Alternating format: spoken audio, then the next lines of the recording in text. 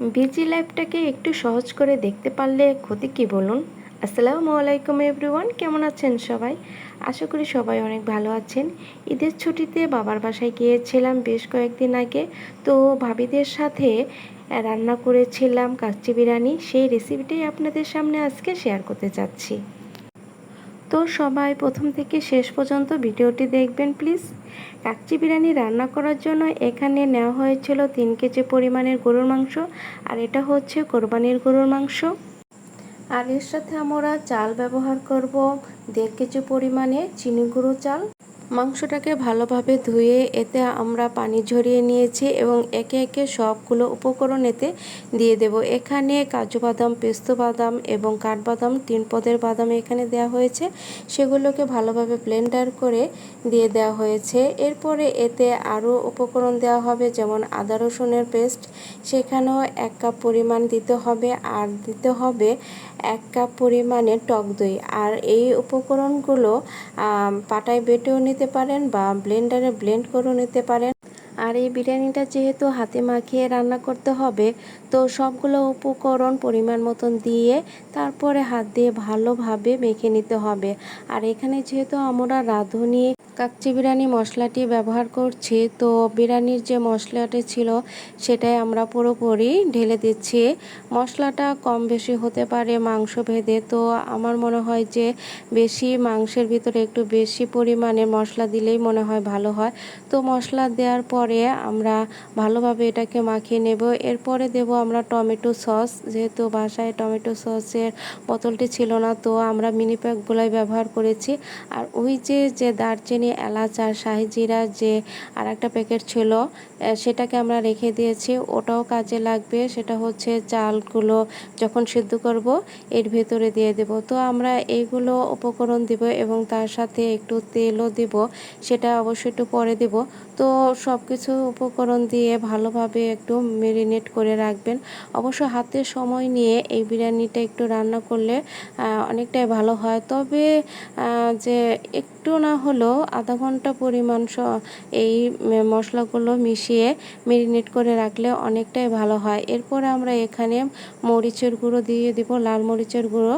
যেহেতু বাসার সবাই ঝাল খেতে খুব পছন্দ করে, তো লাল মরিচের গুঁড়ো এখানে 1 চামচ দিয়ে দেওয়া হলো এবং সেই সাথে লবণটাও দিয়ে দেওয়া হলো। এভাবেই মশলা দিয়ে পুরো মাংসটাকে ভালোভাবে হাতে মেখে নিতে হবে, যেহেতু এটা হাতেই রান্না করা হবে। আর লবণের পরিমাণটা খুব ভালোভাবে চেখে নেবেন, যেহেতু এই বিরিয়ানিটা রান্না করার সময় আর লবণ দেখা হবে না। তো এই মাংসের ভিতরে যে পরিমাণ লবণ দিবেন এবং চালের ভিতরে লবণ দিবেন, সেই লবণেই কিন্তু এই বিরিয়ানিটা হয়ে যাবে। তো এভাবে আমরা সব মশলা দিয়ে ঢেকে মাখিয়ে আর কি ঢেকে রাখলাম আধা ঘন্টার জন্য। এরপরে চলে গেলাম বেরেস্তা ভাজার জন্য। যেহেতু এখানে কাঁচা পেঁয়াজ দেওয়া হবে না, সেহেতু পেঁয়াজের আর কি বেরেস্তা ভাজা হচ্ছিল। এরপরে পেঁয়াজের বেরেস্তা ভাজার পরে আমরা চলে আসলাম আবার মাংসের কাছে। সেখানে বেরেস্তা দিয়ে এবং সাথে যে দারচিনি, এলাচ, লং, এগুলো তেজপাতা এগুলো দিয়ে দিচ্ছি, যেহেতু প্যাকেটেরগুলো রেখে দিয়েছি চালে দেওয়ার জন্য। তো বেরেস্তা দেওয়ার পরও ভালোভাবে হাতে মেখে নিতে হবে। যত বেশি মাখানো হবে তত বেশি আর কি মজা হবে এই বিরিয়ানিটি। এরপর এতে দিয়ে দেব 2 টেবিল চামচ ঘি। এটা অবশ্য বাসায় তৈরি করা ঘি। এই ঘিটা দিলে অনেকটা শাহি শাহি ভাব আসে, একদম রেস্টুরেন্টের মতন মনে হয়। আসলে বিরিয়ানিটা যে এতটা মজা হয়েছিল কি বলবো, বলে বোঝানো যাবে না। আপনারা নিশ্চয়ই মাখানো দেখে অনেকটা বুঝতে পেরেছেন যে বিরিয়ানিটা অনেক বেশি মজা হবে বা হয়েছিল। এরপরে এখানে আমরা দিয়ে দিয়েছিলাম কাঁচামরিচ, যেহেতু বাসার সবাই ঝালটা একটু বেশিই খেতে পছন্দ করে, তো মরিচের গুঁড়োর সাথে সাথে কাঁচামরিচও দিয়ে দিয়েছিলাম। এটা আপনাদের পছন্দ অনুযায়ী দিয়ে দিবেন। এরপরে দিয়ে হয়েছিল আলু। আর এই বিরিয়ানিতে আলু না হলে তো চলবেই না, তো আলুটাকে একটু লবণ দিয়ে একটু হলুদ দিয়ে হালকা ভেজে নেওয়া হয়েছিল, যাতে কালারটা আর কি সুন্দর আসে। তো আলু দেওয়ার পরে এখানে আর কি কিশমিশ দেওয়া হয়েছিল আর দেওয়া হয়েছিল সয়াবিন তেল। অবশ্য আমাদের আলু বখরা ছিল না, তাহলে সেটাও দিলে অনেকটাই আর কি মজা লাগে। তো এভাবে রেখে আমরা আরও আধা ঘন্টার জন্য রেখে দিলাম ম্যারিনেট করে। এরপরে চলে আসলাম চালগুলোকে প্রসেসিং করার জন্য। এখানে 1 পাতিল পানি নিয়েছি এবং সেখানে 2 টেবিল বা 3 টেবিল সমপরিমাণ লবণ দিয়ে দেবেন, যে আপনাদের চোখের আন্দাজ অনুযায়ী। এরপরে যে প্যাকেটের যে মশলাটি ছিল, শাহি জিরা, দারচিনি, এলাচ এবং তেজপাতা, গরম মশলা, সেগুলো এখানে দেওয়া হলো। এরপরে দিয়ে দেওয়া হলো একটু তেল, যাতে চালটা একটু ঝরঝরা হয়। এরপরে বলক আসা পর্যন্ত অপেক্ষা করে চালগুলো দিয়ে দিব। আর চালগুলো এমনভাবে দিতে হবে একটু সাবধানে, যেহেতু ফুটন্ত গরম পানি। তো চালগুলো দেওয়ার পরে একটু সুন্দর করে নাড়া দিয়ে নিতে হবে, যেহেতু অনেক চাল নিচে লেগে যেতে পারে। তো এভাবে 5 থেকে 6 মিনিট পর্যন্ত অপেক্ষা করবেন। এর বেশি কখনোই রান্না করবে না, তাহলে ওভারকুক হয়ে যাবে এবং বিরিয়ানিটা ভালো রান্না হবে না। যেহেতু এটা চিনি গুঁড়ো চাল, সেহেতু এখানে মিনিমাম 5 থেকে 6 মিনিটই লাগবে। 2-3টা বলক আসার পরেই চালগুলোকে ঝরিয়ে এইভাবে আর কি পাতিলে সরাসরি দিয়ে দেবে। অনেকে যদি সম্পূর্ণ চালটা একবারে ঝরিয়ে নিতে চান, তাহলে এর ভিতরে একটু পানি দিতে হবে। যেহেতু আমি সরাসরি এতে চাল দিয়ে দিচ্ছি, সেহেতু এখানে পানি লাগবে না।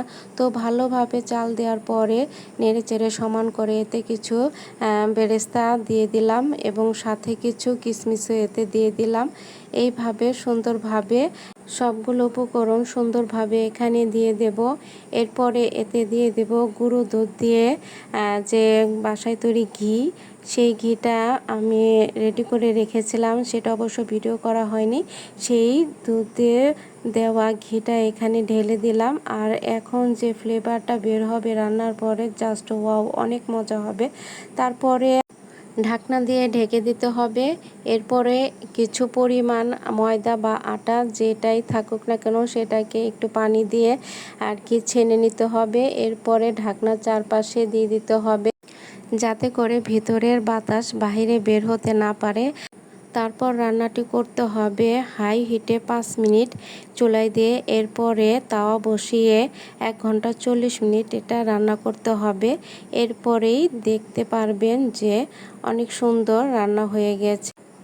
এরপরে পাতিলের চারপাশে ময়দাগুলো ছুরি দিয়ে কেটে ফেলে দিতে হবে।